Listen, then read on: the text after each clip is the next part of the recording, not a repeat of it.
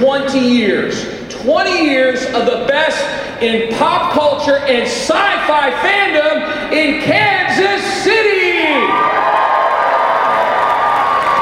All right, before we get started, just a reminder that while photos are encouraged, please no flash photography, and when you post, use the hashtag PCKC. All right, let's welcome to the stage your host, Patty Hawkins. Hey, hey, hey! Planet Comicon 2019, how are you? All right, round of applause for our awesome MC. Give it up for him. A round of applause for our ASL translator here. Thank you so much for your work. So without further ado, ladies and gentlemen, please, before I welcome up to our guests, what I'm going to do is that we're going to have a little conversation. Maybe we'll do some exploration on some facets of his career that you may not be aware of, and hopefully you'll be interested in pursuing when we're done with this today. What I will do is well, go ahead and call for your questions. We'll have the microphone up here. You'll feel free to line up behind it and go ahead and fire away. We just have 3 house rules. One is exactly how many questions you get.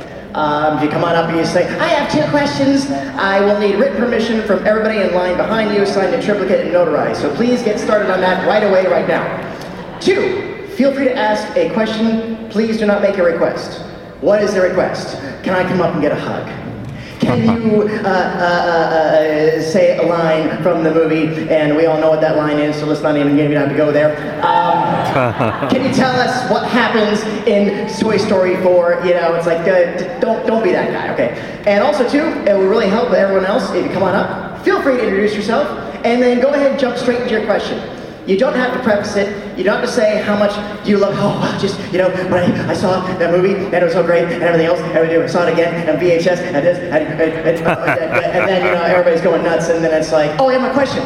Is a Pop-Tart a sandwich? So come on out and say, hey, my name is James, and I want to know, is a Pop-Tart a sandwich? And we can go right into jail. So with that being said, Planet Comicon 2019, are you ready? Please welcome to the stage a distinguished guest. He is a playwright, an author, an essayist, an actor of the mediums of stage, screen, and animation, winner of 2 Obie Awards. Please welcome Mr. Wallace Shawn.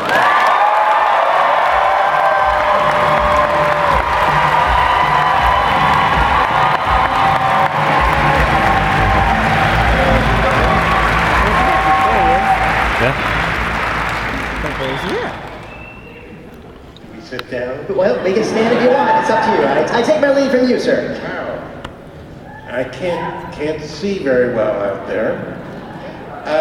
There are people, trust me. Yeah. So yeah, let's calm down because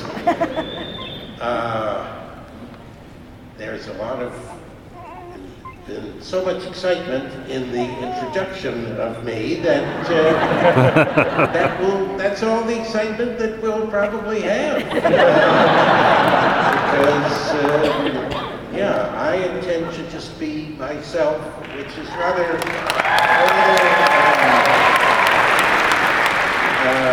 could be seen as boring.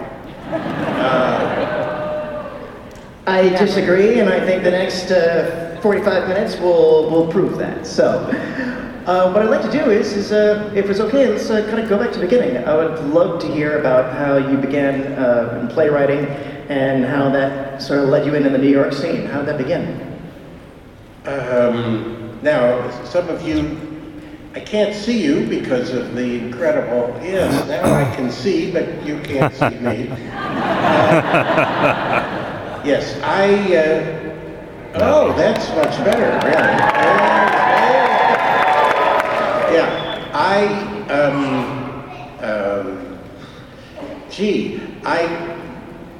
I can't explain it, but I saw, I was a student in England, and I was at a railroad station, and there was a poster that said, if you write a play for our playwriting contest, we will put on the play if it wins the contest.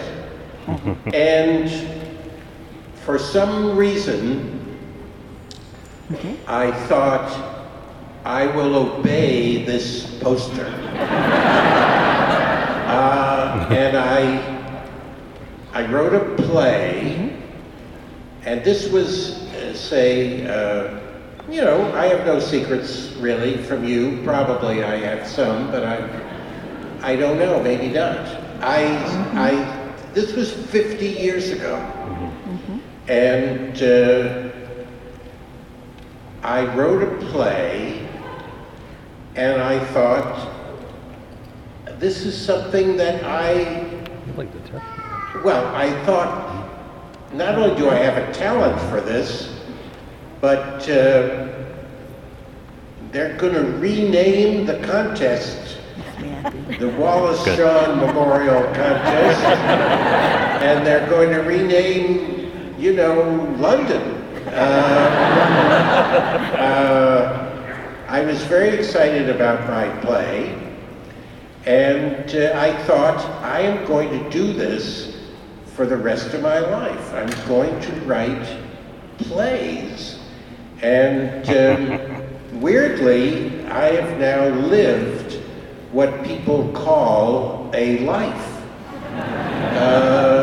It doesn't feel that way to me. I feel as if I am still a student who is just beginning life, but other people who meet me tell me that I am old and maybe even senile.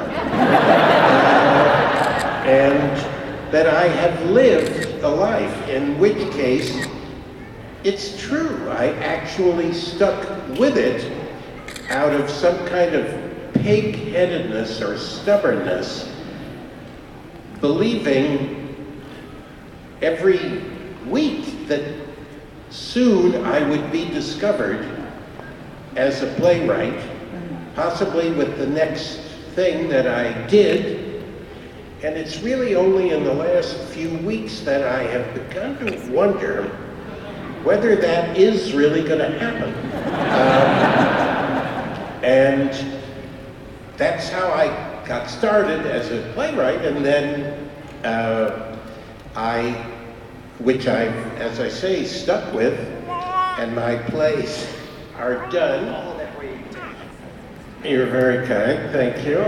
My plays, you know, they're in print. I don't say that you should read them, but they're there. You know, they've been done in New York and London and other places, but, and I believe the Unicorn Theater in Kansas City did a play of mine in about '86. I don't know why they haven't done my more recent plays. And if I have a chance, I'm going to go over there and ask them. Yeah, that's how that began. Outstanding. You're on that 70s scene in New York, which was pretty amazing. And then you start making the segue into cinema, collaborating with Woody Allen in Manhattan, and then you had a part in Bob Fosse's All That Jazz. What was those experiences like? Well, a friend was directing a play that I had translated, and he asked me to be in the play for pay. He was going to give me $125 a week, which in 77 was not too bad. So, and I had no real way of making a living, because my plays were strange, and they were performed by wonderful actors, but they were only liked by a few and disliked by the other people who went to them. But there were always a few. But I had no income, except for the incredible idea I had of borrowing from friends, which was a very successful way of living, but it contained its own downfall, really. I did plan to pay them back, but I had no way of doing it. And I did different jobs. I worked as a Xerox machine operator, and I was a school teacher. I did different things. I was a teacher for 2 years. It was too much for me, really. It was overwhelming. 7th and 8th grade.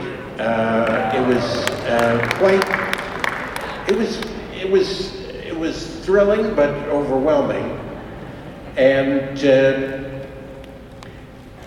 getting the $125 a week to be an actor seemed rather like a great idea.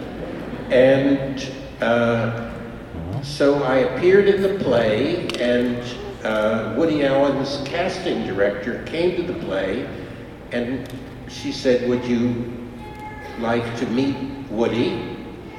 And we're doing a movie this summer." So I went to his office. He said, "Are you doing anything this summer?" I said, "No." And that was the audition.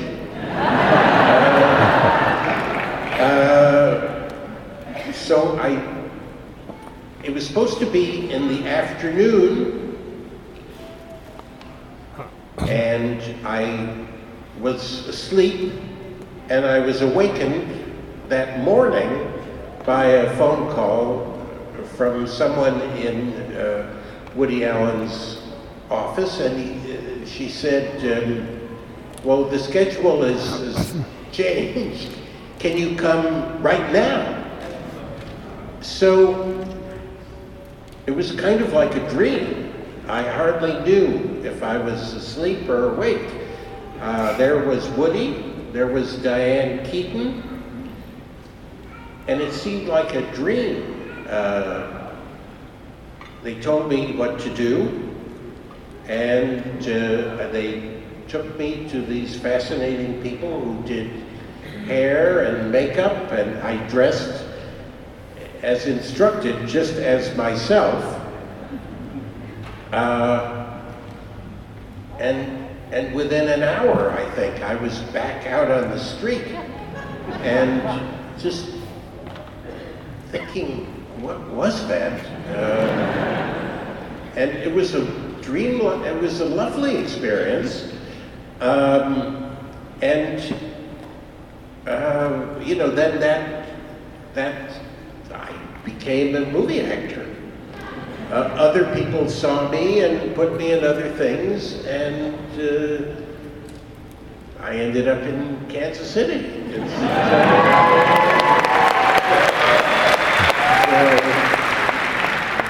It certainly got the dominoes setting along. I think it would be fair to say that My Dinner with Andre put you up in a higher bracket.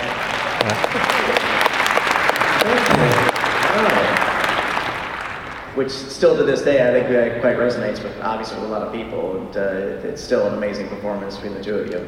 So thank you for that so much. Thank you. Yeah, well, I would never have thought of doing a movie if I hadn't already been in a couple of these movies, even though I had tiny parts. But My Dinner with Andre is a movie, for those of you who don't know. It's, how can I describe it? I mean, the more you describe it, the more boring it sounds, but actually it's I would recommend it to, I mean, let's put it this way, and I said this to somebody yesterday, watch 25 minutes of it, and you're either going to be into it, or you're going to be way out of it. And you're going to, if you don't find anything interesting in it in 25 minutes, I would say it's probably not for you. And, you know, we all have very, very different tastes, and I will still like you, if you stop. But you have to see 25 minutes. I mean, don't turn it off after 10 minutes. That would be, show that you're not very adventurous. You have to watch 25 minutes. Yeah. And then, if you're into it, you know, it has a lot to offer, even though weirdly, it seems like it would be almost unbearable if I describe it to you, which I'm not going to do. But it was, I would say, my idea to do it, and I did picture myself and my friend Andre Gregory in it, and I wouldn't have thought of it if I hadn't, if Woody had not put me in that brief scene in that movie, Manhattan. Outstanding. And then, again, just the domino spell, you began working, great roles in Deal of the Century. You came back again for Radio Days and The Voice of the Vast Adventure, which I love that scene on the rooftop to the New Year's Eve thing. Good night. Yeah, it's a great spit. Great reading. Thank you again for that. And you turned on over. You started doing some more genre work. Could we talk a little bit about your role as the Grand Nagus in Star Trek Deep Space Nine? What, a 3-hour makeup job? Well, it did take 3 hours to put on my makeup. This only took 20 minutes. But to be the Grand Nagus was a very thrilling experience of being able to hide behind the makeup and how can I put it, really discover the kind of freedom that people say children have. I don't think I did as a child, but I felt that kind of freedom to play and to be absolutely absurd when I put on the bizarre head of the leader of the Ferengis. Some people here don't know what we're talking about. It's a Comicon, they know. Yeah. Yeah. It was, I mean, I knew at the time that it was going to be a great high point in my life, and it was. And I sort of can't believe I did that, and it's very exciting. Outstanding. I think we'll go ahead and open up to our audience questions. Put the microphone right up there, and just please remember the rules again. People are kneeling. Well, that's so that everybody can see behind. So I see. Hi. Hi. Hello. I just first want to start off, thank you for my childhood with Princess Bride. I've been saying inconceivable since before I knew what the word meant. I was just wondering, what has been the most rewarding part being an actor in this industry and being a part of so many generations' lives in different films? Wow. And you all could hear her question? Great. It's quite a hard question. What is the most rewarding part of having been an actor and being, reaching a lot of people in different generations? Well, for me, I suppose I have to answer, what was it for me personally? Being an actor, you get to realize very vividly that we all contain every type of person inside of us.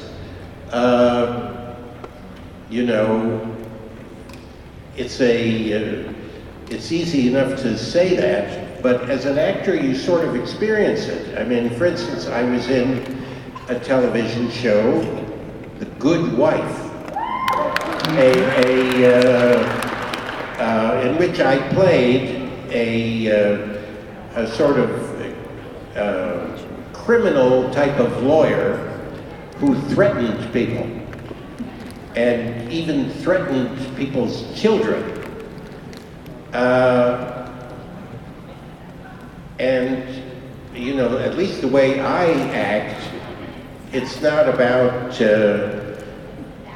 well, let's say, sorry to start my sentence again, but Laurence Olivier, a famous actor from the 20th century, said that he began his process when he read the script of a play or a film by thinking about what kind of a nose would that person have, and then how would they walk, and what voice would they have. My process is nothing in common with that.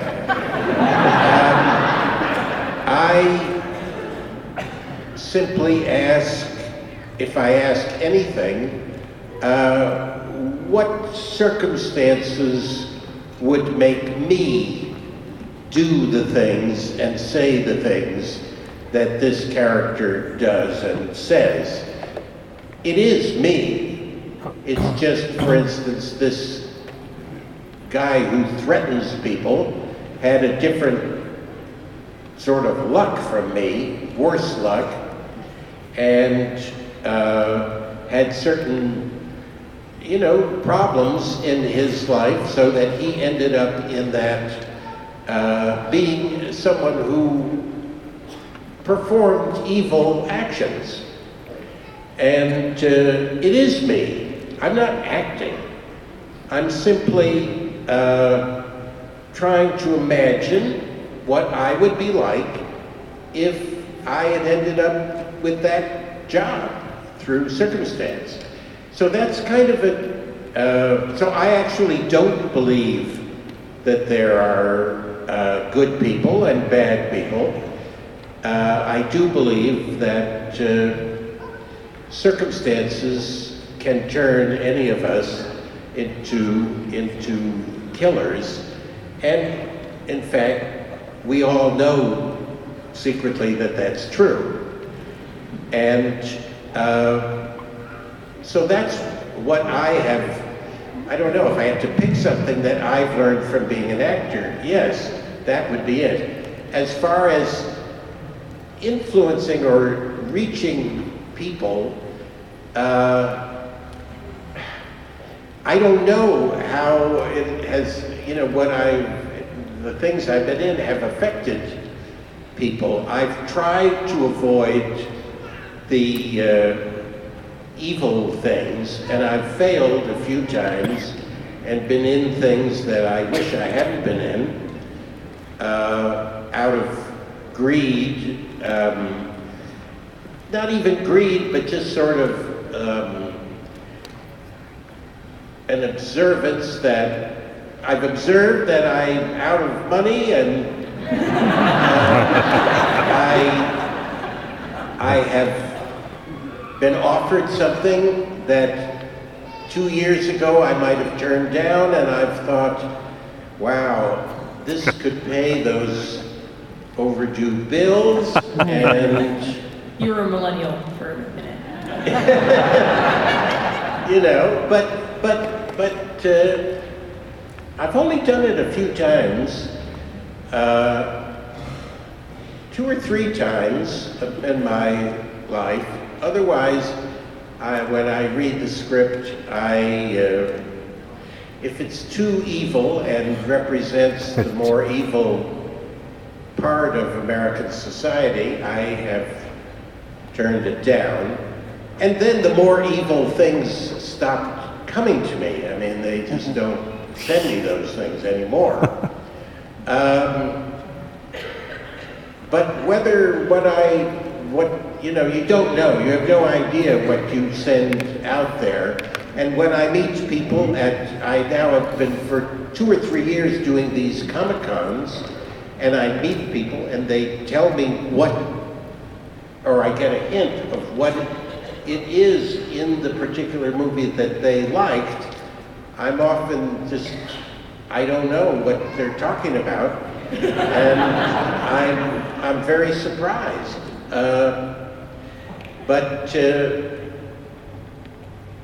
I think about as far as I could go is to say that I know that people who are in hospitals, who are sick, have sometimes enjoyed watching things I've been in, and that's pleasing. I mean, I feel, oh, well, that's great.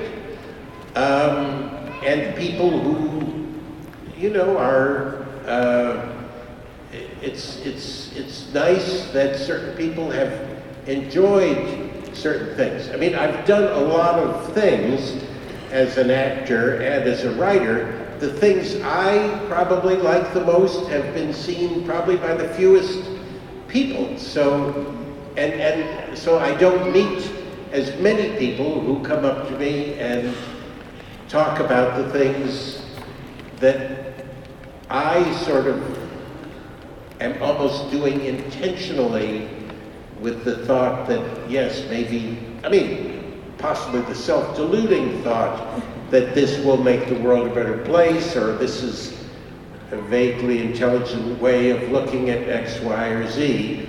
I don't meet those people very much because those things are not very popular.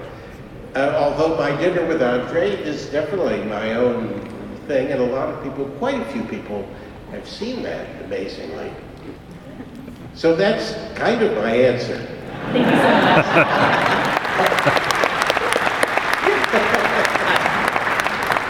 Hi, my name's Cara. I am a huge fan of your plays.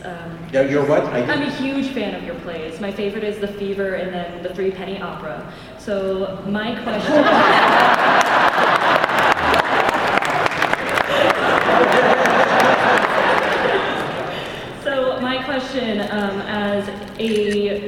I like to think of myself as a starting out playwright. What advice do you have for beginning playwrights and directors out there?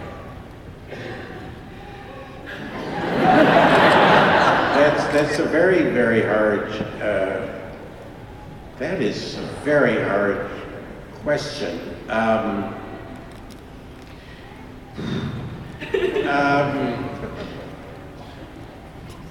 Because, I mean, I could easily tell you how to be like me, but... I'd settle for that.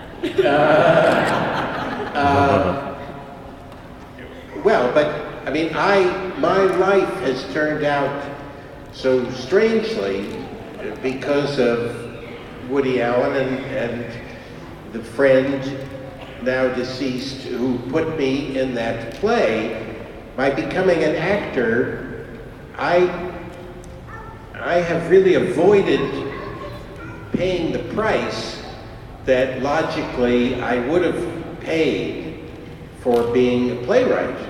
In other words, if I hadn't become an actor, I would have had to face a choice.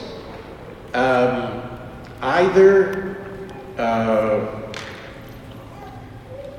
to live very humbly, not in a bourgeois way, that is, to live in a more miserable type of apartment, to, I don't know, not be able to go out to dinner